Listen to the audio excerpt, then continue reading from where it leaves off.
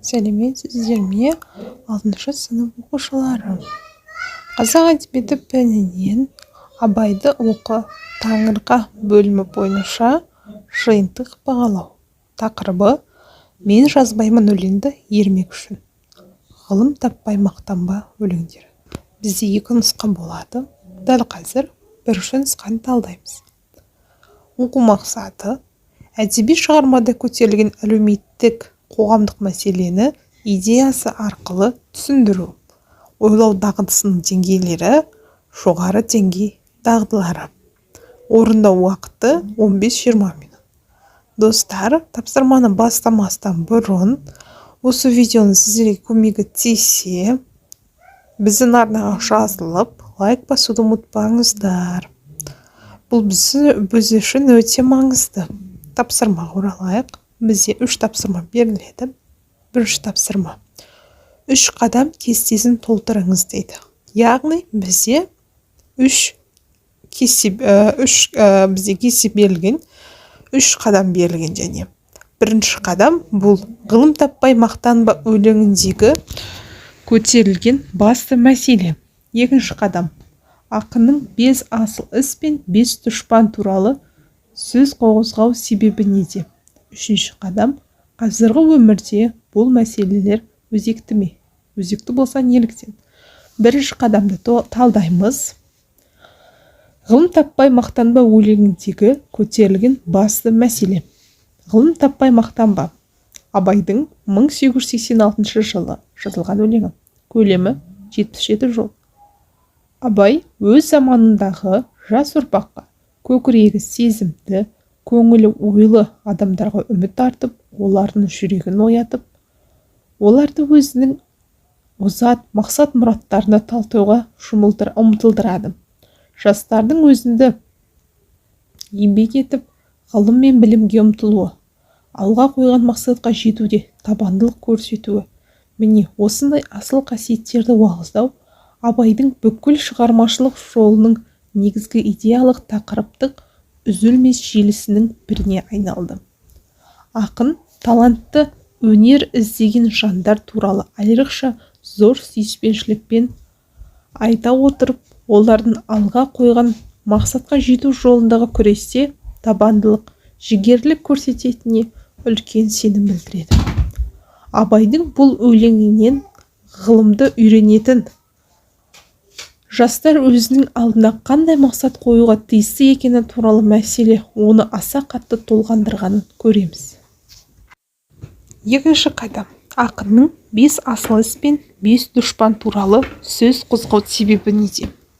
5 асыл іс: талап, еңбек, терең ой, қанағат, рахым. 5 дұшпан: өсек, өтірік, мақтаншақ, еріншек, бекер, мал сашпақ. 5 нәрсеге асық бол деп адамгершілік жайын қозғайды. Алайда ойының негізгі желісін үзбейді. Бұл тұста ерекше бір көңіл бөлерлік жай. Абай ғалым болу мен адам болу мәселесін бір-бірімен салыстыра айтады. Бұл екеуінің тамыры түбі бір деп санайды. Ғалым болуының басты шарты не нәрсені болсын? Ақыл тарасына салып өлшеу, ақыл сенген нәрсеге ғана сену, және көзің анық жеткен шындықты тура айтудан тайынбау екендігін нақтылап, мейлінше дәлелді етіп, шегелеп айтады. Осы өлеңдегі Абайдың надандықпен айтылған сөзге ермедей отырып, ақсақал айтты, бай айтты, егер қисық көрінсе, кімнің сөзі болса да, тіпті жақын адам айтса да, ақылмен жеңуді үлгі етуі, әсіресе сол өткен ғасырдағы қазақ өмірінің жағдайында бірден бір батыл айтылған пікір болғаны анық.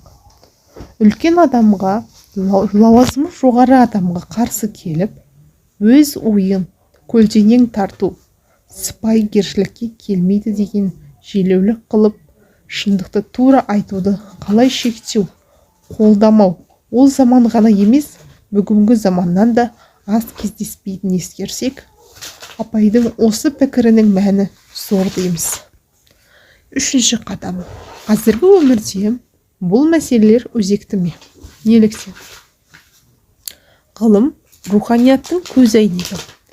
Кез келген жаратылыс жұмбағының ішкі астарына үңіліп, жан құпиясын жарыққа шығаратын сана биіндегі толғам.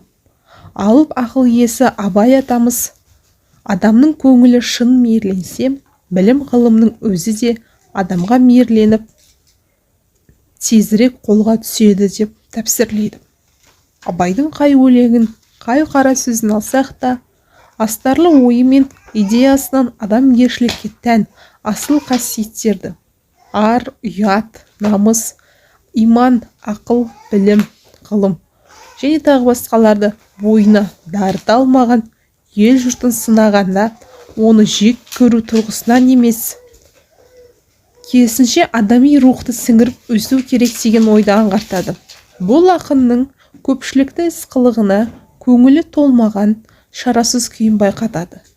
Адал еңбек маңдай термен емес, байлардың аңду, оның малына сұрғанақтықтан көзін қадаған кемшілікті сынға алады. Қазағы тіршіліктегі қайшылықты өмір көшін, сол кездегі әлеуметтік жағдайларды сынап мінейді. Одан арылудың жолын ғылым білімде екенін ескертіп, ел назарын соған аударады. Ғылым таппай мақтанба өлеңінде. Ғылым таппай мақтанба, орын таппай баптанба, құмарланып шаттанба, ойнап босқа күлуге. 5 нәрседен қашық бол деп айтқан екен. Екінші тапсырма. Шығармадан алынған үзіндіні пайдаланып, автор бейнесін анықтаңыз. Бізде кесте берілген үзінділер және автор бейнесі. Бірінші үзінді. Көкірегі сезімді, тіл орамды, жаздым үлгі жастарға бермек үшін. Автор бейнесі. Бұл Абай атамыздың өлеңінде жастарға білсін, оқысын, оқыған жастардың көкірегі ояу, көзі ашық болсын деген оймен жазған. Екінші үзінді. Түзу кел, қисық қыңыр қырын келмей, сыртын танып іс бітпес сырын көрмей. Абай сынын әр қазақ баласы жеке өзіне айтқандай қабылдап келді. Анық деп айтарлық тағы бір жайт, қазақ руханияты дамуының сенімді бағыт-бағдары осы кезеңде айқындалған болатын. Үшінші үзінді. Өзге түгіл өзіңе пайдасы жоқ. Есіл өнер қор болып кетер көзге. Егер өзіңнің қолыңнан келіп тұра алмаса, онда ол іс менің қолымнан келмейді деген сөз емес. Ең басты нәрсе осыны үйрену, өз өмірің үшін істеу. Біздің тапсырмамыз аяқталды. Бағалау критерий бойынша бізде 2 тапсырма берілген. Дескрипторды қарастыратын болсақ, білім алушы осы бірінші тапсырмада көрсетілген мәселелердің идеясын анықтайды, ақынның 5 асыл түсі туралы сөз қозғау себебін дәлелдейді, қазіргі өмірмен байланыстырады. Осы тапсырмаға, яғни бірінші тапсырмаға 4 балл беріледі. Екінші тапсырма дескриптор бойынша үзінділердің автор бейнесін анықтайды. 1, 2, 3 үзінді бойынша қарастырады. Екінші тапсырмаға бізде 3 балл беріледі. Барлығы 7 балл беріледі.